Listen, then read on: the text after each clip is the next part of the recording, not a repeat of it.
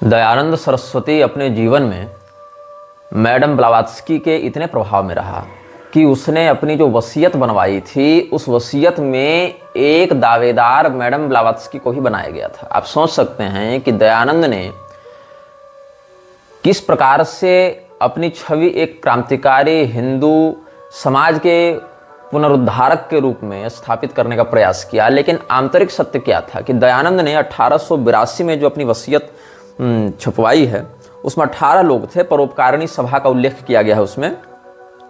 तो स्वीकार पत्र उसने छपवाया था जो मेरठ में रजिस्टर करवाई गई थी इस पत्रावली को। और ये पत्रावली कब बनी थी? 1882 में, 1882 में। तो थियोसॉफिकल सोसाइटी के जो संस्थापक लोग थे, जिसमें कर्नल हेनरी आलकाट था, जिसमें मैडम हेलेना ब्लावात्स्की थी, इन दोनों लोगों को भी दयानंद ने अपने निजी वस्त्र, पुस्तक, प्रकाशन और उसका जो भी अवशेष बचता है उसके मरने के बाद उसकी जो संपदाएं होती या जो भी अंत्येष्टि का जो अधिकार होता वो 18 लोगों के पास था परोपकारिणी सभा के बैनर तले। और इसमें मैडम ब्लावात्स्की और कर्नल हेनरी आलकट को भी इसने सम्मिलित किया था। तो दयानंद ऐसा नहीं है कि वो हिंदुओं के लिए काम कर रहा था या वेदों के उद्धार के लिए काम कर रहा था। दयानंद हिंदुओं को उनके पारंपरिक सनातन धर्म परंपरा से तोड़कर अपने संगठन में जोड़ने का प्रयास कर रहा था। और उनको पहले एक बार कुल परंपरा से तोड़ दिया जाता, शास्त्रीयता से विमुख कर दिया जाता, वेदों के नाम पर उनको अपने पास बुलाकर उनको वेदों का अनर्थ ही बताया जाता, तो उस स्थिति में वापसी का तो कोई मार्ग बचता नहीं, क्योंकि मन तो विकृत हो चुका है। अंततः क्या होता कि जो मुख्य उद्देश्य है म्लेच्छराज का, दैवी संपदा की हानि, आसुरी संपदा की वृद्धि, उसी में इसके लोग लगे रहते। तो यहां पर आप 150 सालों का ईसाई मिशनरी का इतिहास देखें। 150 वर्षों में ईसाई मिशनरियों ने भारत में जितना धर्मांतरण कराया उसका आंकड़ा निकाल कर देखें। और ये आंकड़ा निकाल कर देखें कि उनमें से कितने लोग अपनी विशुद्ध कुल परंपरा से जुड़े हुए थे और फिर ईसाई बने। बहुत कम लोग मिलेंगे जो दुर्भाग्यवशात या बिल्कुल लोभ से ग्रस्त होकर ऐसा किए होंगे। लेकिन ये जितने लोग आर्य समाज और ये जितने अलग अलग प्रकार की संस्थाएं हैं, एनजीओ हैं, जो सनातन धर्म के मूल सिद्धांत के विरुद्ध जाकर बनाई गई, ये सभी एनजीओ जहां पर सक्रियता से कार्य कर रही हैं, उन्हीं सभी स्थानों में धर्मांतरण ईसाइयों ने अधिक किया है। और यहां तक कि कोल्हापुर में तो आर्य समाज आधिकारिक रूप से क्रिश्चियन मिशनरीज के साथ मिलकर साहू घाटगे के नेतृत्व में कार्य कर रहा था। इसका तो रिकॉर्डेड डॉक्यूमेंट भी ऐतिहासिक प्रमाण के रूप में प्रस्तुत किया जा सकता है। तो मैक्स मूलर ने जिस समय वेदों का भाष्य लिखने का षड्यंत्र किया, दयानंद ने उसका विरोध किया। बाखर से ऐसा देखने पर लगता है कि दयानंद ने वैदिक मत की रक्षा की, लेकिन दयानंद ने क्या वेद के अर्थ को प्रकाशित किया? नहीं, दयानंद ने सायणाचार्य जी के, महिधराचार्य जी के उवट के भाष्य को भी गलत बताया। मतलब मैक्स मूलर का भाष्य तो गलत है, हे हिंदुओं तुम उसको मत पढ़ो, लेकिन जो परंपरागत आचार्य हैं उनको भी मत पढ़ो। तो क्या पढ़ो? तो जो हम बता रहे हैं सो पढ़ो, ऐसा दयानंद ने दावा कर दिया। मैक्स मूलर के कुछ पत्र, जो फ्रेडरिक मैक्स मूलर है उसके कुछ पत्र जो कि 2 वॉल्यूम्स में प्रकाशित हुए हैं, उनमें से कुछ का संस्मरण हम देना चाहेंगे। पहला पत्र जो बड़ा प्रसिद्ध है, जो उसने अपनी पत्नी को लिखा था 1866 में, उसमें क्या कहता है वो? This edition of mine and the translation of the Veda will hereafter tell to great extent on the fate of India. It is the root of their religion, and to show them what the root is, I feel sure, is the only way of uprooting all that has sprung from it during the last 3000 years. जो हम ये संस्करण लिख रहे हैं, वेदों का अर्थ बना रहे हैं, उसका प्रभाव भारत के भविष्य को बहुत गहराई से अपने शिकंजे में लेगा। वो बहुत गहराई से भारत के भविष्य को प्रभावित करेगा, क्योंकि भारतीय धर्म का जो मूल है वेद हैं। धर्म का मूल क्या है? अखिल धर्म का मूल श्रुति हैं, वेद हैं। वेदो खिलो धर्म मूला, तो वेद अखिल धर्म का मूल हैं। और वहां पर जब हम उस जड़ में ही विकृति कर देंगे तो उनको, जो ये हजारों वर्षों से फल फूल रहे हैं, विकसित हो रहे हैं, वहां से उनको उखाड़ फेंकना सरल हो जाएगा। एक और पत्र इसने अपने पुत्र को लिखा है मैक्स मूलर ने, उसमें क्या कहता है? Would you say that anyone's sacred book is superior to all others in the world? I say the New Testament. अगर तुम ये पूछो कि कोई एक पुस्तक जो विश्व में सभी पुस्तकों के ऊपर है, वो क्या हो सकती है? तो न्यू टेस्टामेंट, बाइबल का न्यू टेस्टामेंट ही विश्व में सभी पुस्तकों के ऊपर हो सकता है, ऐसा मैक्स मुलर ने अपने पुत्र को लिखी चिट्ठी में कहा। Would you say that any one sacred book is superior to all others in the world? I say the New testament. उसके बाद सेकंड नंबर पर ये रखता है कुरान को। After that I should place the Quran which in its moral teachings which is hardly more than a later edition of the New Testament. Max Muller के अनुसार सबसे पहला नंबर ये बाइबल के न्यू टेस्टामेंट को देगा, उसके बाद ये कुरान को स्थान देगा जो कि न्यू टेस्टामेंट का ही एक अद्यतित संस्करण है, एक अपडेटेड वर्जन है, एक न्यू एडिशन है मोरल टीचिंग्स के मामले में। उसके बाद ये क्या कहता है, तीसरे स्थानों पर मैं ओल्ड टेस्टामेंट को रखूंगा, बाइबल के ही ओल्ड टेस्टामेंट को तीसरे स्थान पर रखूंगा। Then would follow the Old Testament, the southern Buddhist Tripitaka, और चौथे स्थान पर हम रखेंगे बौद्धों के त्रिपिटक को, दक्षिणी बौद्धों के त्रिपिटक को। पांचवें स्थान पर यह वेद को रखता है और छठे स्थान पर फारसियों के जिंद अवस्था को रखता है। ये इसकी दुर्बुद्धि है। वेदों को बाइबल और कुरान से नीचे रखने वाला है कौन? Max Muller. और प्रभुपाद ने भी क्या कहा था कि बाइबल, कुरान, वेद, गीता, भागवत ये सब एक ही पवित्र ग्रंथ हैं, एक ही ईश्वर का प्रतिपादन करने वाले ग्रंथ हैं। 1868 में अपनी पत्नी को लिखे पत्र के 2 वर्षों के बाद आर्गेल के ड्यूक को, जो भारत का मंत्री हुआ करता था, मिनिस्टर फॉर इंडिया, वहां एक भारत मंत्री पद हुआ करता था ना, कि भारत का प्रतिनिधि कौन बनेगा, मतलब भारतीय समाज पर तो ब्रिटिश निवेशकर्ताओं का राज्य है, तो वहां भारत मंत्री बनाते थे। तो ड्यूक ऑफ आर्गाइल उस समय इस पद पर था। उसको ये क्या लिखता है, 16 दिसंबर 1868 को लिखी हुई चिट्ठी में मैक्स मुलर कह रहा है, the ancient religion of India is doomed and if Christianity does not step in, whose fault will it B?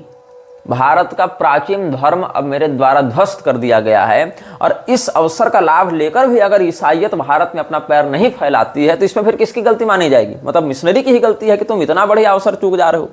ऐसे ही बायरामजी मलाबारी को 29 जनवरी 1882 को मैक्स मुलर ने चिट्ठी लिखी है। उसमें क्या कहता है, I wanted to tell what the true historical view of this value of this ancient religion is as looked upon not from an exclusively European or Christian but from a historical point of view, but discover it in steam engines and electricity and European philosophy and morality and you deprive it of its true character.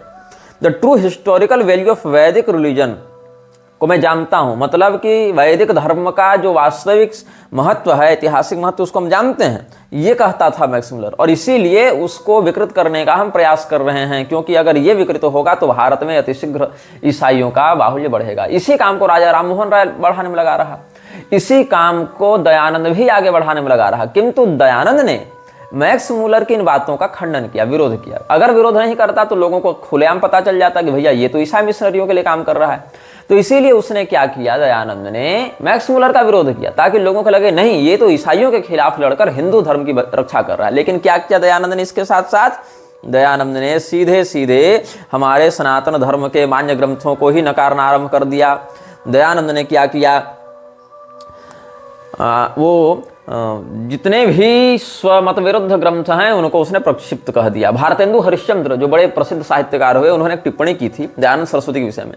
क्या कहते हैं भारतेंदु हरिश्चंद्र, पहले केवल भागवत का खंडन किया, फिर सब पुराणों का, फिर कई ग्रंथ माने कई छोड़े, अपने काम के प्रकरण माने, अपने विरुद्ध को छेपक कहा, भाष्य में रेल तार आदि कई अर्थ जबरदस्ती की। इसी से संस्कृत विद्या को भली भांति न जानने वाले ही प्रायः इनके अनुयायी हुए। जाल को छुरी से न काटकर दूसरे जाल से ही काटना चाहा, इसी से दोनों आपस में उलझ गए और परिणाम गृह विच्छेद उत्पन्न हुआ। किसका? दयानंद का यह दुष्परिणाम समाज को देखने को मिला। ये किसका वचन है? ये भारतेंदु हरिश्चंद्र का वचन है। और जो दयानंद सरस्वती ने लिखा है विदेशियों के विषय में, उसमें एक सत्यार्थ प्रकाश के 10वें 11वें समोल्लास को तुम पढ़ोगे तो इसमें एक बात है मूर्तियों के विरुद्ध, मूर्ति पूजा के विरुद्ध, कि जब संवत 1914 में अंग्रेजों ने तोपों से मंदिर उड़ा दिए थे तो मूर्तियां कहाँ गई थी? अधेलों ने तो वीरता की और शत्रुओं को मारा, बघेलों ने तो, हाँ टाइपिंग मिस्टेक है, बघेलों ने तो वीरता की और शत्रुओं को मारा, परंतु मूर्ति एक मक्खी की टांग भी न तोड़ सकी। यदि श्री कृष्ण के सदृश कोई होता तो उसके धुर्रे उड़ा देता और वे भागते फिरते। भला यह तो कहो कि जिसका रक्षक मार खा जाए उसके शरणागत क्यों न पीटे जाए। और फिर यूरोप वासियों की प्रशंसा करते हुए दयानंद क्या लिखता है, यूरोपियनों की उन्नति के कारण है उनमें बाल्यावस्था में विवाह न करना। तो शास्त्र जो कन्यादान की आई है उसका निषेध कर दिया कि अंग्रेज लोग बहुत बढ़िया कर रहे हैं बचपन विवाह न करके। हमारी बहु बेटियों की जो स्थिति है समाज में धर्मशास्त्रीय मर्यादा के अनुसार, उसको इसने खंडित किया। अपने बच्चों को सुशिक्षित करना, तो क्या हम सुशिक्षित नहीं कर रहे थे? हमारी शिक्षा तो उनकी शिक्षा की अपेक्षा कई गुना लौकिक पारलौकिक दृष्टि से उन्नत थी। स्वयंवर विवाह होना, और इस बात को भी यहाँ पर कह दिया कि जिसका मन जिससे लगे उसको तुम शादी करके ले जाओ। वहां पर स्वयंवर का जो शास्त्रीय अर्थ है वो लागू नहीं होता, लेकिन वहां पर क्या है, स्त्री पुरुष का एक दूसरे के प्रति आकर्षण हुआ तो कर लियो संबंध, न हुआ तो तलाक दे दियो। यही वहां पर यूरोपियन व्यवस्था थी। उसी की प्रशंसा करते हुए दयानंद लिख रहा है, उनका शिक्षित होकर धूर्तों का उपदेश न सुनना। मतलब वे शिक्षित हैं और धूर्त लोग उनको उपदेश देंगे तो नहीं सुनेंगे। धूर्त यहाँ किसको कहा जा रहा है? मूर्ति पूजकों को, सनातन धर्मियों को। न उनके पाखंडों में फंसना, परस्पर विचार कर और सभा से निश्चित करके कार्य करना, स्वदेश और स्वजाति की उन्नति के लिए तन मन धन से प्रयास करना और उनके प्रति कभी विश्वासघात न करना, आलस्य को छोड़कर उद्योग और पुरुषार्थ में लगा रहना आदि वेदोक्त शुभ गुण। मतलब इसके लिए असली वेदोक्त गुण तो था यूरोपियों के पास और हम लोगों के पास कुछ नहीं था। हम लोग पाखंडी थे, अंधविश्वासी थे, ढोंगी थे, ऐसा इसका कहना है। और जो दयानंद ने यूरोपियों की प्रशंसा में लिखा कि वो लोग बाल विवाह नहीं करते, अपने मन से स्त्री पुरुष को चयन करके विवाह कर लेते हैं और ये वेदोक्त गुण है और इसी गुण को भारत को अपनाना चाहिए। इस छोटी सी पंक्ति का और इस पंक्ति के माध्यम से सनातन धर्म की परंपरा को तोड़ने का क्या दुष्परिणाम हुआ कि आज घर घर वर्ण संकरता फैल गई, घर घर व्यभिचार होने लगे, घर घर वेश्यावृत्ति होने लगी और उसको उन्नत समाज के रूप में, वोक कल्चर के रूप में देखा जाने लगा। 2 से 3 पीढ़ी जाते जाते ये चारित्रिक पतन दयानंद ने करवा दिया। जो अंग्रेजों का अभिष्ट था उसी को दयानंद ने अन्य प्रकार से परोसकर व्यक्त किया। क्योंकि जब आप मूर्ति पूजा का खंडन इस प्रकार से करेंगे तो आपके मन में इस्लाम और ईसाईयत के प्रति कोई आक्रोश नहीं बचेगा। करे ठीक है, हमारे मंदिरों को लूट दिया, हमारी मूर्तियों को तोड़ दिया तो क्या दिक्कत है, हम ही गलत थे जो मूर्ति पूजा कर रहे थे। ये दयानंद ने षड्यंत्र किया है कि तुम्हारे मन में यह भाव डालना कि तुम मूर्ति पूजा गलत कर रहे हो, इसीलिए तुम्हारे मंदिरों को कोई तोड़ दे तो तुमको फर्क नहीं पड़ना चाहिए। तो इससे क्या हुआ कि जो लोग मूर्ति पूजा के विरुद्ध खड़े हो गए दयानंद के बहकावे में, राममोहन राय के बहकावे में, वो सभी लोग अपराध बोध से ग्रस्त हो गए कि हम ही गलत कर रहे थे जो मूर्ति पूजा कर रहे थे और हमारे शत्रुओं ने ठीक ही किया। मतलब मूर्ति पूजा के विरोध से क्या हुआ, मूर्ति और मंदिरों से जुड़े जितने भी आजीविका थे शूद्र वर्ण के, माली का काम, बढ़ई का काम, रथकार का काम और जितने भी प्रकार के सैरंध्री का काम है, ये जितने भी मंदिर की परंपरा से जुड़े हुए थे शूद्र वर्ण के लोग। आप जगन्नाथपुरी जावे, एक मंदिर की व्यवस्था से लाखों लाख लोग आजीविका पा रहे हैं और उनमें 80% लोग तो शूद्र वर्ण से ही हैं। तो मंदिर की व्यवस्था तोड़ने से पूरी अर्थव्यवस्था टूटेगी। अर्थव्यवस्था टूटने पर क्या होगा, लोग गुलामी करने के लिए विवश होंगे, अंग्रेजों की नौकरी करने के लिए विवश होंगे और हिंदुओं के मन में अंग्रेजों का विरोध करने का भाव भी नहीं जगेगा। क्योंकि आप मूर्ति पूजा का विरोध करेंगे तो मंदिर टूटने पर आपको कष्ट नहीं होगा, सरकार आपके मंदिरों पर अधिग्रहण करेगी और जो हिंदू तब भी मूर्ति पूजा में निष्ठा रखेंगे उन हिंदुओं के प्रति आपके मन में घृणा का उदय होगा, करे ये सब तो ढोंगी है, पाखंडी है। तो जो हिंदू मूर्ति पूजा करेगा उसके मन में आपके प्रति घृणा होगी। यही काम आर्य समाज आज भी कर रहा है। फिर अगर उस मंदिर को कोई तोड़ने आएगा, उस मंदिर के ऊपर अत्याचार होगा तो आपके मन में कोई क्रोध नहीं होगा, क्षोभ नहीं होगा, करे ठीक है जाओ होने दो। तो इससे इस्लाम और ईसाईयत के प्रति आपके मन में कोई संघर्ष की भावना नहीं बचेगी। आपको क्या लगेगा कि ठीक है ये लोग कर रहे हैं तो उससे हमारा क्या बिगड़ रहा है। तीसरी बात, इसमें कर्मणा वर्ण व्यवस्था को लाने का दुष्परिणाम ये कि कोई भी व्यक्ति मुसलमान ईसाई पहले आपके मंदिरों को तोड़ेगा, आपके मन में कोई क्रोध नहीं, फिर आपके यहाँ आकर आर्य समाज मंदिर में कहेगा हम आर्य बन गए, फिर जैसा काम है वैसा वर्ण होता है तो क्या होगा, फिर वो कहेगा कि हम ब्राह्मण बन गए, क्षत्रिय बन गए, फिर आपकी बहू बेटी भी उठा कर ले जाएगा और लोग कहेंगे अरे ठीक ही तो है, वो ब्राह्मण क्षत्रिय तो कर्म से होते हैं इसलिए ऐसा हो गया। कितना बड़ा षड्यंत्र है इसको तुम समझना, वृक्षराज की इस व्यवस्था के पीछे कितना बड़ा षड्यंत्र चल रहा है। और जिन धर्मशास्त्रों से ये सब बातें खंडित होंगी उन सबको अप्रमाणिक मान लिया जाए। इसीलिए क्या कहता है, तीसरे समोल्लास के आगे आप बढ़ते जाएंगे तो क्या कहता है कि ये सब मिथ्या जाल कहा है पुराणों को इसने कि कुछ ग्रंथ परित्याग के योग्य, जाल ग्रंथ, कपोल कल्पित मिथ्या ग्रंथ है। इनमें यदि थोड़ा बहुत सत्य भी है तो वह वेद का, और असत्य इनके घर का है। इसीलिए इन असत्य मिश्रित ग्रंथों को उसी तरह त्याग देना चाहिए जैसे विष युक्त अन्न को। सत्य का ग्रहण तो वेदादि शास्त्रों से ही हो ही जाता है, फिर इस मिथ्या जाल को क्यों गले लगाया जाए। अब मिथ्या ग्रंथ क्या होगा इसके लिए, मिथ्या जाल क्या होगा इसके लिए, तो मिथ्या जाल हैं जो भी वेद पुराण और स्मृतियां, तंत्र जो दयानंद के मत के विरुद्ध हैं। वेद को भी पूरा नहीं मानते। उपलब्ध 20-22 शाखाओं में, जिसमें 14 तो बिल्कुल अविच्छिन्न परंपरा से भी प्राप्त होने, उसमें केवल 4 को ही मानते हैं। तो क्या ये वेद को भी पूरा माने? नहीं, वेद भी इनके मापदंड पर वेद माने जाएंगे, नहीं तो नहीं माने जाएंगे।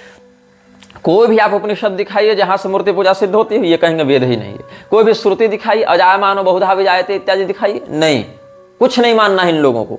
इन लोगों को नतस्य प्रतिमा अस्ति पर लड़ना है, लेकिन उसके बाद वाले विषय पर चर्चा नहीं करने की। नतस्य प्रतिमा अस्ति ये पूरा तो मंत्र नहीं है ना, यस्य नाम महद्यस, ये सब भी तो चर्चा करेंगे।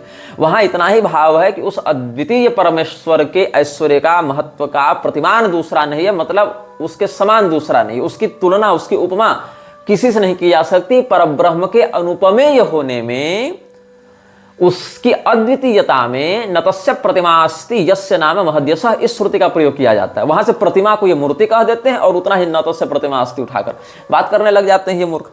तो क्या होता है कि दयानंद ने कह दिया कि ये सारे के सारे ग्रंथ जाल ग्रंथ हैं। कौन कौन ग्रंथ जाल ग्रंथ हैं? तो इसमें लिखता है कि नीचे जो जो अपरित्याग के जो ग्रंथ हैं उनका परिगणन संक्षेप में किया जाता है, और जो जो ग्रंथ नीचे लिखेंगे वह जाल ग्रंथ समझना चाहिए। व्याकरण में कातंत्र, सारस्वत, चंद्रिका, मुग्धबोध, कौमुदी, सिद्धांत कौमुदी को भी जाल कह दिया, शेखर, मनोरमा आदि कोश में अमर कोश आदि, और छंदो ग्रंथ में वृत्त रत्नाकर आदि, शिक्षा में अथवा शिक्षा प्रोक्षा में पाणिनीय मतम यथा इत्यादि, ज्योतिषीय में शीघ्र बोध, मुहूर्त चिंतामणि आदि सब अप्रामाणिक इसके लिए। काव्य में नायिका भेद, कोलयानंद, रघुवंश, माघ का वही सब, फिर किरातार्जुनीयम सब, ये सब। मीमांसा में धर्म सिंधु अप्रामाणिक हो गया। व्रत वैशेषिक में तर्क संग्रह आदि, ये सब। न्याय में जागदीशी इत्यादि, तर्क संग्रह इत्यादि को भी ये अप्रामाणिक कह दिया, अन्नम भट्ट वाली। योग में हठ प्रदीपिक आदि भी अमान्य है। सांख्य में सांख्य तत्व कौमुदी आदि अमान्य है। वेदांत में योग वासिष्ठ भी अमान्य है। पंचदशी अमान्य है। वैद्यक में सारंगधर संहिता भी अमान्य है। स्मृतियों में मनुस्मृति तो अमान्य पूरी नहीं कर पाए, तो कह दिया प्रक्षिप्त श्लोक। और प्रक्षिप्त श्लोक कुछ नहीं, जिन श्लोकों से आर्य समाज का खंडन होता है उसको इन्होंने प्रक्षिप्त घोषित कर रखा है। किसने प्रक्षिप्त किया, कब किया, इससे पहले की अप्रक्षिप्त प्रति कहां है इसका कोई अता पता नहीं, लेकिन कह दिया कि ये सब प्रक्षिप्त है। और अन्य सब स्मृति, मनु के अलावा तो बाकी सारी स्मृति अप्रमाण हो गई, और मनुस्मृति में भी जितना हम मानते हैं उतना ही प्रमाण होगा, बाकी प्रक्षिप्त कह दिया इन लोगों ने। ये इनका नाटक है। सब तंत्र ग्रंथ अप्रमाणिक, सब पुराण, तुलसीदासकृत भाषा रामायण, भाषा निबद्ध मति मंजुल मातनोती, तो भाषा रामायण, रामचरितमानस को यहां इसने कहा है। रुक्मिणी मंगल आदि और सर्व भाषा ग्रंथ ये सब कपोल कल्पित मिथ्या ग्रंथ हैं, ये इसने कहा है। किसने कहा है? दयानंद ने। अब इस ग्रंथ में क्या हुआ, जो हमने अभी इन ग्रंथों का नाम बताया, इन ग्रंथों में दयानंद की सारी पोल खोलने की क्षमता है, इसीलिए उन सभी ग्रंथों को इसने अप्रामाणिक कह दिया। और ये जो हैं संप्रदाय, ये सब जो ग्रंथ हैं, ये सब दयानंद ने प्रथम शत्रु के रूप में बताया। ये हमारे प्राथमिक शत्रु हैं, यही हमारे असली शत्रु हैं। उसके बाद जब व्यापक विरोध होने लगा समाज में, तब इसने सोचा जब तो डैमेज कंट्रोल करना पड़ेगा, तो थोड़ा बहुत ईसाइयों के विरुद्ध भी लिखना पड़ेगा, इस्लाम के विरुद्ध भी लिखना पड़ेगा। तब इसने 13वां और 14वां समोल्लास, बाद में असली सत्यार्थ प्रकाश में नहीं, उसके बाद में ऐड करके डाला गया, उसमें अल्टरेशन की गई। और उससे पहले संस्करण में भी बहुत कुछ बातों को हटाया है, तोड़ा है, मरोड़ा है, सीधे सीधे प्रकरण ही हटा दिए हैं प्रथम संस्करण के सत्यार्थ प्रकाश से। इसीलिए मैं कहता हूं कि ये सारे जितने एनजीओ बाज हैं ना, ये सब धर्म नहीं है, ये सब अंग्रेजों के उठाए हुए संस्थान हैं। यहां तक कि आर्य समाज में तुम विवाह करने जाओ तो दोनों का हिंदू होना भी जरूरी नहीं है, एक पक्ष हिंदू है पर्याप्त है, बाकी सब लोग आर्य हो गए। कृणवंतो विश्वमार्यम कहते हैं, तो पूरा संसार आर्य, और हमारा मेंबरशिप ले लो तो तुम आर्य समाजी, और तुम फिर कुछ भी करो। ये नाटक चला रखा है इन लोगों ने। शादी के बाद जितने लव जिहादी हैं सब आर्य समाज में जाकर वहां से हिंदू होने का, आर्य होने का सर्टिफिकेट लेकर आ जाते हैं। उसके बाद उनका षड्यंत्र तो तुम जान ही रहे हो कि क्या क्या करते हो। यहां तक कि इन लोगों ने क्या किया है, हमारे मान्य उपनिषदों को प्रक्षिप्त और मिलावटी घोषित कर दिया, और दयानंदोपनिषद नाम का एक फर्जी उपनिषद निकाल रखा है। दयानंदोपनिषद को भी मिलेगा तो पढ़ लेना। और यहां तक कि संस्कृत के विद्वानों से चापलूसी करवा के, जिसमें एक व्यक्ति का मैं नाम लेना चाहूंगा, कपिल देव द्विवेदी, कौन है, कहाँ का प्रोफेसर है, पता कर लेना। कपिल देव द्विवेदी ने दयानंद का स्तोत्र लिख दिया है। तुलसीदास जी का ग्रंथ अप्रामाणिक हो गया, लेकिन दयानंद की स्तुति होनी चाहिए। भगवान की पूजा नहीं हो सकती है, भगवान की मूर्ति नहीं बनानी है, लेकिन जो शास्त्रोक्त है उसको नहीं मानना इनके लिए, लेकिन दयानंद की बड़ी बड़ी मूर्तियां लगी रहेंगी। जब मैं बहुत बच्चा था तो हमारे पिताजी ने आधुनिक शिक्षा दिलाने के उद्देश्य से सोचा कि किसी आधुनिक विद्यालय में भी डालना चाहिए। शास्त्रीय शिक्षा तो दे ही दे रहे हैं घर में, लेकिन समाज में और भी क्या चल रहा है इसको जानने के लिए सीबीएसई कोर्स में उन्होंने मुझे डाला। तो उस समय डीएवी ग्रुप के एक प्रतिष्ठित विद्यालय में हमारा नामांकन हुआ, और उस समय डीएवी ग्रुप मुझे लगभग मान लीजिए आप 80% छूट में पढ़ा रहा था। मतलब वो फीस नहीं लेते थे, केवल 5,000 रुपये सालाना पिताजी देते थे। कब की बात है, 2003-4 की बात है। तो उस समय लगभग 2-2.5 साल हम पढ़े होंगे। मैंने प्रथम, द्वितीय और उसके बाद 5-6 महीना और हम पढ़े थे। इतनी कक्षाएं वहाँ पढ़े थे। और उस समय प्राइड ऑफ डीएवी का हमको इन लोगों ने पुरस्कार दिया था, और एक महाधिवेशन हुआ था डीएवी ग्रुप का। तो हमने संस्कृत में एक नाटक किया था, अष्टावक्र का हमने वहाँ पर अभिनय किया था। अष्टावक्र हम बने थे और संस्कृत में वो नाटक किया था। तो इसके कारण डीएवी समूह में जो वहाँ बड़े बड़े डायरेक्टर आए थे उसमें हमारी अच्छी प्रतिष्ठा थी उस समय। तो प्राइड ऑफ डीएवी का हमको उन्होंने पुरस्कार दिया था। धीरे धीरे अच्छा, पिताजी को भी आर्य समाज के इतने गहरे षड्यंत्रों के विषय में नहीं पता था। उनको लगा कि ठीक है आधुनिक शिक्षा देने के लिए भेज रहे हैं, लेकिन धीरे धीरे उन लोगों ने जब कहा कि नहीं ये मूर्ति पूजा नहीं, वैसा नहीं, ऐसा नहीं, अपने भाषणों में वो लोग लिख लिख कर देते थे कि तुम इसको प्रेजेंट करना, मतलब आर्य समाज का प्रचार करना।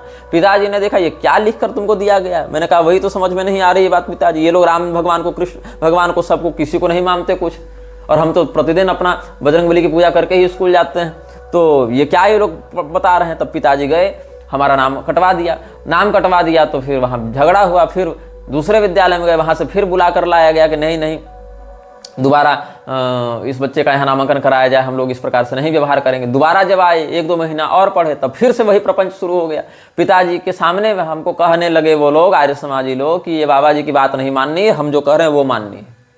तब पिताजी ने कहा कि तुम हमारे ही पुत्र को हमारे ही स्वधर्म विरुद्ध कर दे रहे हो, तो तुम किस प्रकार की शिक्षा इसको दोगे। वहीं झगड़ा हुआ, और आर्य समाजियों के मुंह पर पिताजी ने उनको खूब सुनाया, और हमें वहां से कहा कि अब चलो जो पढ़ाना होगा हम पढ़ाएंगे, जैसे पढ़ाना होगा वैसे पढ़ाएंगे। तो फिर पिताजी हमको वहां से हटा दिए। तो बचपन में, बहुत बचपन में, 6-7-8 वर्ष की उम्र में 2-2.5 साल के लिए डीएवी ग्रुप में आधुनिक शिक्षा प्रणाली के विषयों को जानने के लिए हमारा नामांकन करवाया गया था। लेकिन सैद्धांतिक रूप से तो हम उससे प्रभावित नहीं हुए। प्रभावित हुए रहते तो झगड़ा ही नहीं होता। झगड़ा हो गया क्योंकि सिद्धांत टकराने लगे ना। तो इन लोगों ने क्या किया, वहां पिताजी ने यही पूछा था केवल कि ये जो आपने प्लेग्राउंड में इतनी बड़ी दयानंद की मूर्ति लगा रखी है, इसको अगर हम जाके 10 जूता मारे तो आपको कैसा लगेगा। तो नहीं ऐसा कैसे, वैसा कैसे। तो फिर भगवान कृष्ण और भगवान श्री रामचंद्र जी जिनकी प्रतिमा का शास्त्रीय वर्णन मिलता है, उन वर्णनों को अस्वीकार करने के लिए तुम लोग सीधे सीधे मूर्ति पूजा को नकली कह देते हो, और फिर उसी दयानंद की मूर्ति खड़ी करके उसका अनावरण करके उसको फूल माला चढ़ा रहे। तो तुम मानना क्या चाहते हो भाई, तुमको मानना क्या है यहाँ की। तो इसने क्या लिख दिया है, नमामि मूल शंकरम दयाकरम गुणाकरम प्रभाकरम सुधाकरम समस्त लोक भास्करम। मतलब पूरे विश्व में अगर कोई सूर्य है तो दयानंद है इनके लिए। और महर्षि वृंद वंदितम, दयानंद महर्षि नहीं रहा, महर्षि लोग तो इसकी सेवा करते हैं, इस लेवल पर दयानंद को पहुंचा रखा है। महर्षि वृंद वंदितम श्रुतिर निनाद नंदितम अनाथ नाथमाश्रयम सदा सदार्य संश्रयम। अनाथों का नाथ है दयानंद। ये चापलूसी देख रहे हैं इन लोगों की, नए नए स्तोत्र रचे जा रहे हैं। और कहता है जो दयानंद के चरणों की सेवा करेगा वो समस्त शोक से मुक्त हो जाएगा। त्वदंघ्रि पद्म सेवनम समस्त शोक शोषणम अशेष दोष दूषणम सुधई सुखौ सुखौघ सिंधु पोषणम। कितना कुछ इसने चापलूसी में लिखा है, बहुत है लेकिन ज्यादा नहीं बताऊंगा। इतना ही जान लो कि जो लोग ये कहते हैं कि दयानंद ने इस्लाम के विरुद्ध लिखा, ईसाईयत के विरुद्ध लिखा, उनको ये समझना चाहिए डैमेज कंट्रोल करने के लिए, हिंदुओं को मूर्ख बनाने के लिए केवल है। सार्वदेशिक पत्रिका का 1942 का संस्करण निकाल कर देखना, हाजी अल्लाह राखिया का वर्णन मिलेगा रहमतुल्लाह, जो कच्छ का स्वर्ण व्यापारी था, उसने कितना डोनेशन दिया है यार समाज को आगे बढ़ाने में। और दयानंद के जीवित रहते लाहौर में जब आर्य समाज की स्थापना हो रही थी, मुंबई में पहले हुई फिर लाहौर इत्यादि में हुई, वहां अनारकली कोठे का मालिक था रहीम खान, उसने कितना डोनेशन दिया, ये सब का रिकॉर्ड निकाल कर देखना कि किनके पैसों से ये सब चल रहे थे। रहीमतुल्लाह क्या करता था, रहीम खान क्या करता था, लाहौर के अनारकली कोठे वाला, ये सब बहुत कुछ तुमको प्राप्त होगा। दयानंद स्तव बना रखा है, दयानंदोपनिषद बना रखा है। और जो ये लोग कहते हैं हम लोग गीता को प्रामाणिक मानते हैं, वाल्मीकि रामायण को प्रामाणिक मानते हैं, तो वाल्मीकि रामायण में उत्तरकांड को पूरा प्रक्षिप्त मानते हैं और बीच बीच में कई प्रकरण और श्लोक को ही प्रक्षिप्त मानते हैं। और महाभारत में भी 8,000 श्लोक को प्रामाणिक मानते हैं। श्रीमद् भगवत गीता में मात्र 70 श्लोक को प्रामाणिक मानते हैं ये लोग, बाकी पूरा प्रक्षिप्त ये लोग मानते हैं। तो इनका क्या है कि हिंदू धर्म से जुड़े हुए एक दो विषय, वेद उठा लो, गीता उठा लो, वेद में सारे भागों को हटा के अपने मतलब की 2-4 श्रुतियां संहिताएं रख लो, गीता में से सारी बातों को हटा के 10% बातों को अपने रख लो, ताकि हिंदू को लगे कि हाँ ये तो हमारे ही हिस्सा है। मनुस्मृति में से सब हटा के थोड़ा बहुत अपने काम का रख लो, तो हिंदुओं को लगेगा ये तो अपने काम के लोग हैं, ये तो अपना उद्धार कर रहे हैं, हमारा कल्याण चाहते हैं। लेकिन उस प्रकार से सभी मान्य शास्त्रों को हटा दो और केवल अपने मतलब की 2-4 बातों से हिंदुओं को आधी अधूरी अर्ध कुकुटी के माध्यम से भ्रमित कर दो।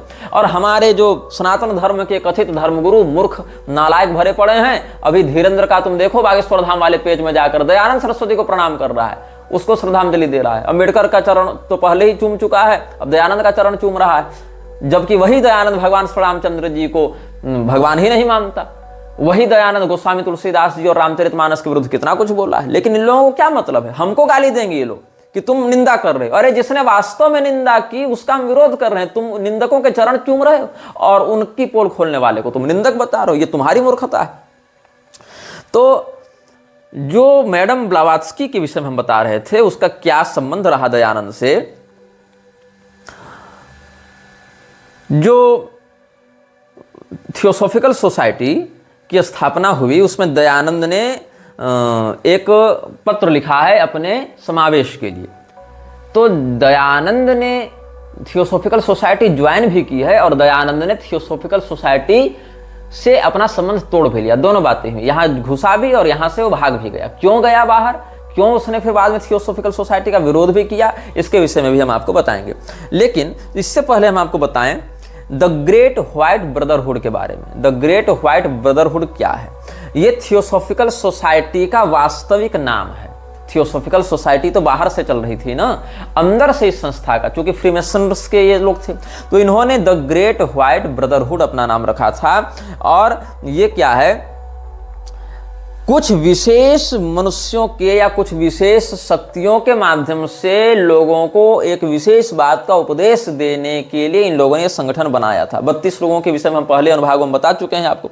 तो ये जो लोग थे उनको मास्टर्स ऑफ एंशिएंट विजडम कहा जाता था, या the ascended masters, the church invisible और द हेरार्की कहा जाता था इन लोगों को, या फिर उच्च स्तरीय गुरु कहा जाता था, या चर्च इनविजिबल, मतलब ऐसी संस्था, ऐसा चर्च जो हमें दिख नहीं रहा है लेकिन जिसके संकेत हमें प्राप्त हो रहे हैं। The Great White brotherhood. अब कहा गया कि द ग्रेट व्हाइट ब्रदरहुड में कितने लोग हैं, तो सबसे पहला व्यक्ति जो इसके विषय में खुलकर सामने आया वो हमारे इस प्रकरण की नायिका जो थी हेलेना पेट्रोवना ब्लावात्स्की, वो थी the white brotherhood, the Great White brotherhood की ये प्रोमिनेंट लीडर रही। इसके बाद इसने क्लेम किया कि हमें बहुत सी शक्तियों से संकेत प्राप्त हो रहे हैं और हम उन्हीं के आदेश पर चलेंगे। तो इसके पीछे पीछे कौन लोग आए? हेलेना रोइचिडिच आई, एलाइस ए बेली आई, गै बालार्ड आया, गेराल्डिन इनोसेंट आई, Elizabeth Clare Prophet, Bob Sanders और बेंजामिन क्रेम, ये सब लोग मिलकर, इन लोगों के नाम भी पहली बार ही बता रहा हूं, ये थियोसॉफिकल सोसाइटी के साथ उतनी सक्रियता से नहीं जुड़े थे जितने बाकी लोग जुड़े थे, लेकिन द ग्रेट व्हाइट ब्रदरहुड के बैनर तले ये लोग थियोसॉफिकल सोसाइटी को समाज में आगे बढ़ा रहे थे। अब ये पूछा गया कि ये जो परम गुरु की बात है, जो एसेंडेड मास्टर्स की बात है, वो मास्टर्स कौन है? तो कहा हमको जिन गुरुओं से ज्ञान मिलता है वो गुरु में मास्टर जीसस हैं। सबसे पहले तो जीसस क्राइस्ट से हमें सिग्नल मिल रहा है, फिर चीन के विचारक कन्फ्यूशियस हैं, फिर गौतम बुद्ध हैं, फिर जीसस की अम्मा हैं Mary the mother of Jesus हैं, फिर हिलेरियन है, फिर इनोक है, पॉल द वेनेटियन है और क्वाइन यीन है, सेंट जर्मन हैं और कुथुमी हैं। इनमें से कोई व्यक्ति सनातन धर्म का नहीं है, सारे लोग वेद विरोधी मत के प्रचारक हैं, इसमें कोई भी वैदिक मत का अनुयायी नहीं है। तो द ग्रेट व्हाइट ब्रदरहुड, जिसके कथित सारे उपदेशक या संकेत प्रदाता सारे अवैदिक म्लेच्छ मतों के आसुरी तत्वों के पोषक रहे, उन सारे लोगों से जुड़ी संस्था में दयानंद क्या कर रहा था? उन 32 लोगों में दयानंद क्या कर रहा था? अब कहा गया कि ये सारे लोग जो हैं वो तुमको क्यों ज्ञान बता रहे हैं, तो इसीलिए कहा गया कि हम जो है मेटाफिजिकल एक्सपीरियंसेस कर रहे हैं और हमारा यह कर्तव्य है कि हम उस परम ज्ञान को मानवीय सभ्यता में लागू करके मनुष्यों को उद्धार का मार्ग दिखाएं। और इसके लिए थियोसॉफिकल सोसाइटी की राइटिंग्स के अंतर्गत HP ब्लावात्स्की ने एक पुस्तक लिखी जिसका नाम था अग्नि योग। जिन लोगों ने मेरे पिछले अनुभागों को देखा था उनमें से बहुत लोगों ने एक बड़ी अच्छी टिप्पणी की थी कि म्लेच्छ के लिए अग्नि पूजा का भी विधान भविष्य पुराण आदि में बताया गया। वो क्या है, तो यहाँ अग्नि पूजा अग्निहोत्र का नाम नहीं, ऐसे ही अग्नि योग की बात है। They worship the fire of hell, इस प्रकार की अवधारणा उनके मन में है। वो अग्नि जो है वो अग्निहोत्र की याज्ञिक अग्नि नहीं है, पवित्राग्नि पूताग्नि नहीं है, वो जो आसुरी अग्नि है, जो नारक अग्नि है, उसकी वो आराधना करते हैं। तो ये जो अग्नि योग है ये भी उसी का एक उदाहरण है। अब पूछा गया कि भाई तुम्हारा हेडक्वार्टर कहाँ है, ये जो ग्रेट व्हाइट ब्रदरहुड है इसका हेडक्वार्टर कहाँ है, तो कहा संभल ग्राम में। अब संभल ग्राम वो स्थान है जहां पर भगवान विष्णु का कल की अवतार होगा। संभल ग्राम वह जगह है जहां भविष्य के बुद्ध भी होंगे जिनका नाम होगा मैत्रेय। दोनों की भविष्यवाणी मिलती है, वैदिक मत के संरक्षक भगवान कल्कि और अवैदिक मत के प्रस्तोता भगवान मैत्रेय, दोनों का अवतार संभल ग्राम में वर्णित है। और उस समय मंजूश्री कीर्ति संभल का राजा रहेगा ऐसा बौद्ध मानते हैं। और इसका वर्णन काल चक्र तंत्र में वर्णित है और काल चक्र तंत्र की एक प्रति हमारे पुस्तकालय में सुरक्षित है। तो अनुत्तर योग की जो श्रृंखला है, बौद्धों में बहुत से हैं, तो उसमें जो अनुत्तर योग तंत्र श्रृंखला है उसमें एक तंत्र आता है कालचक्र तंत्र, वहां इन बातों का संदर्भ मिल जाता है। तो ये जो ग्रेट व्हाइट ब्रदरहुड है ये कहता है कि हम संभल ग्राम से अपना सिग्नल प्राप्त कर रहे हैं। पुनश्च उसमें सिग्नल देने वाला कोई वैदिक शास्त्रीय मत का आचार्य नहीं है। जितने लोग हैं, कोई ईसाई है, कोई बौद्ध है, कोई और किसी मत को मानने वाला है। तो यहां पर एक नाम बड़ा महत्वपूर्ण है द ग्रेट व्हाइट ब्रदरहुड में। द ग्रेट व्हाइट ब्रदरहुड के राइटिंग्स को आप पढ़ेंगे तो वहां एक नाम बहुत बार आता है जिसका नाम है अज़राएल। अज़राएल AZRAEL। तो अज़राएल जो है वो क्या है, अज़राएल को मालक अल मौत भी कहा जाता है। कुरान में इसका वर्णन है सूरा अज-सजदा में। तो सूरा अज-सजदा में इसको मलक अल मौत कहा गया है और इसने 4 पुस्तकें दी हैं अपने अनुयायियों को। जो अज़राएल है वो भी एक प्रकार का उच्च स्तरीय पिशाच है, म्लेच्छराज के कार्य को ये भी आगे बढ़ाता है। तो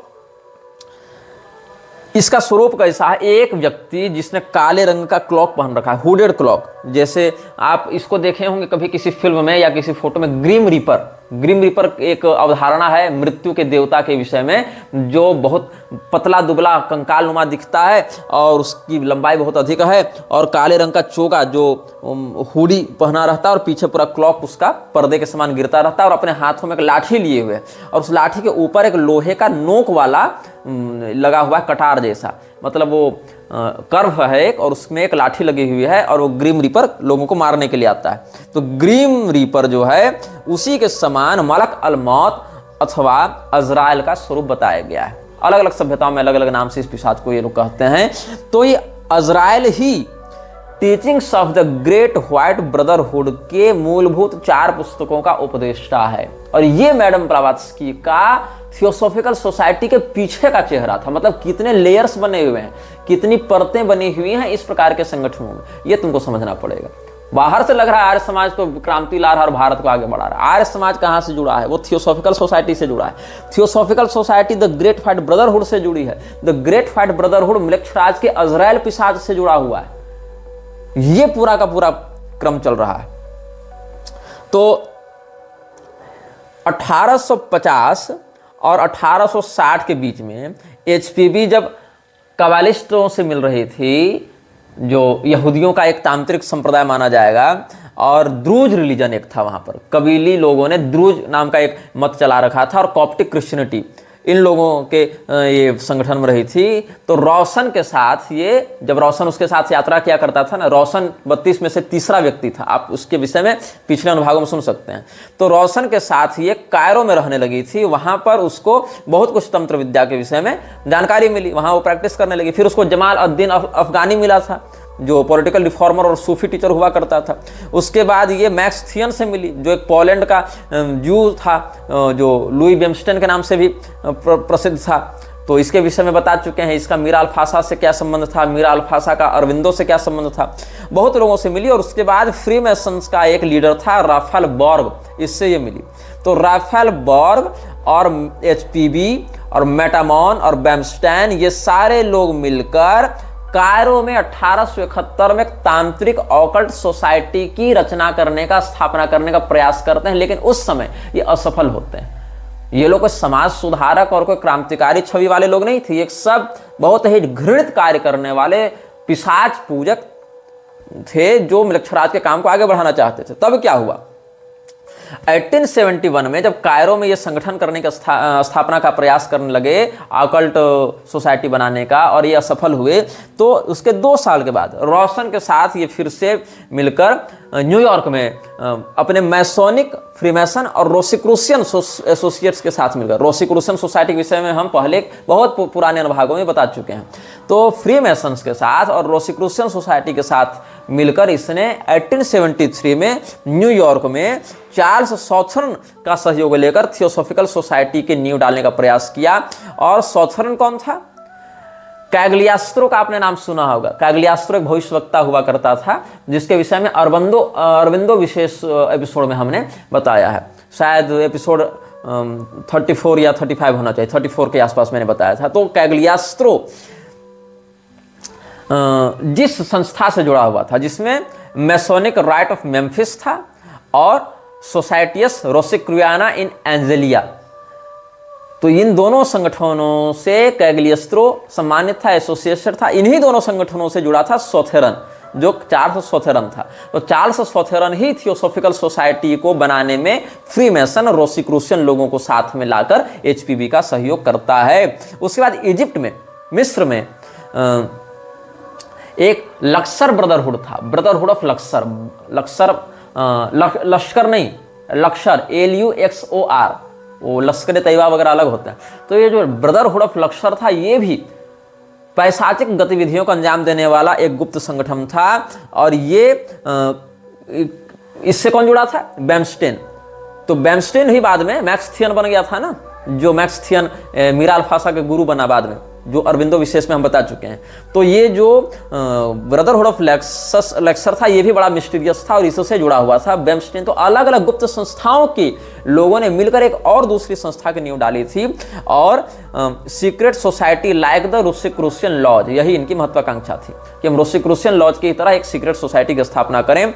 और एचपीबी ने कर्नल ऑलकट के साथ मिलकर फिर 1878 में टीएस को आधिकारिक रूप से मैसोनिक ऑर्डर बनाने का और मैसोनिक ऑर्डर के अंतर्गत कार्य कराने का विजन रखा, और ऐसा इन्होंने किया। और फिर 1879 में जब ये भारत आई, तो ब्लावात्स्की यहाँ के लोगों से और प्रभावित होने लगी, और फिर उनके माध्यम से अपने कार्य को आगे बढ़ाने लगी, जिसमें सबसे पहला व्यक्ति जो ऑलकट और एचपीबी के जीवन में इस कार्य को आगे बढ़ाने के लिए सामने आया, उसका नाम था Swami Dayanand Saraswati. After her 1879 arrival in India, however, new forces behind the scenes became far more important influences on Blavatsky. Initially, she and Olcott honored Swami Dayananda Saraswati, founder of the reform group of the Arya Samaj, as their Indian guru. Dayananda denounced all Hindu practices and doctrines from the post-Vedic period and wished to make Indian society on the basis of his interpretation of Vedas. From Olcott's memoirs, it is clear that at first HPB declared the Swami one of the masters. Later, after falling out due to his religious intolerance, he was supplanted by other Indian Mahatmas. क्या हुआ? दयानंद सरस्वती को इन लोगों ने अपना गुरु के रूप में स्थापित किया, चूंकि उसके पास एक धर्मगुरु की छवि थी, एक नाम था, एक वेशभूषा थी। तो हिंदुओं के मध्य अपनी घुसपैठ करने के लिए दयानंद एक अच्छा माध्यम हो सकता था। और बाद में इन लोगों ने क्या किया, आप पढ़ेंगे, जो यूनिवर्सल फ्री मैसनरी की जो वेबसाइट है, वहाँ पर सेंजार के विषय में जो बातें बताई गई, वहाँ क्या कहते हैं ये लोग कि if the manuscript the heretic code is written in Sanjar Brahmabhasya, it can only be read or understood by initiated Brahmanas who have already received the revelation of Atharvana and Angiras. The last and supreme initiation. Atharvana और आंगिरस विद्याओं में, इन तंत्र विद्याओं में जिसकी आभिचारिक निपुणता रहेगी, ऐसा ब्राह्मण ही सिमजार भाषा के ग्रंथ को और ब्रह्मभाष्य को समझ सकता है। और ब्रह्मभाष्य वास्तविक भाषा है ब्रह्मांड की, जो बाद में लोगों ने संस्कृत के रूप में जानना प्रारंभ किया, लेकिन संस्कृत उसका मूल रूप नहीं है। वास्तविक तो संस्कृत से भी पुरानी भाषा सिमजार ही है, ऐसा इन लोगों ने बताने का प्रयास किया था। तो दयानंद सरस्वती का इस प्रकार से संबंध हमने बताया कि कैसे द ग्रेट व्हाइट ब्रदरहुड के बैनर तले उसके अभियानों को, अजराइल के उपदेशों को ये लोग आगे बढ़ाने के लिए अलग अलग गुप्त संस्थाओं के लोगों ने मिलकर थियोसॉफिकल सोसाइटी की नींव डाली, और फिर थियोसॉफिकल सोसाइटी ने दयानंद सरस्वती से हाथ मिलाया। और यहाँ तक कि रुडोल्फ हॉर्नले को ये कहना पड़ा, जो क्वींस कॉलेज का प्रिंसिपल था बनारस में, उसको ये कहना पड़ा कि He, Dayananda, may possibly convince the Hindus that their modern Hinduism is altogether in opposition to the Vedas. If once they become thoroughly convinced of this radical error, they will no doubt abandon Hinduism at once. They cannot go back to the Vedic state that is dead and gone and will never revive. Something more or less new must follow. We hope it may be Christianity. कि दयानंद हिंदुओं के मन में ये बात डालने में सफल हो जाएगा कि वेद अलग हैं, पुराण अलग हैं, और वैदिक मत जो है वो वास्तविक है, पौराणिक मत नकली है। और एक बार हिंदू इस बात को जान गए, समझ गए, तो पुराणों से उनकी निष्ठा समाप्त हो जाएगी और फिर उनको ईसाइयत की ओर ढकेलना हमारे लिए सरल हो जाएगा। ये प्रोफेसर रुडोल्फ ने कहा, और प्रोफेसर रुडोल्फ दयानंद का बहुत निकटवर्ती व्यक्ति था। आगे के अनुभागों में हम आपको बताएंगे कि आर्य समाज में कौन से फ्रीमेसन्स के एक्टिव सदस्य घुसे हुए थे और कैसे इन लोगों ने आर्यन मेसोनरी की स्थापना की थी।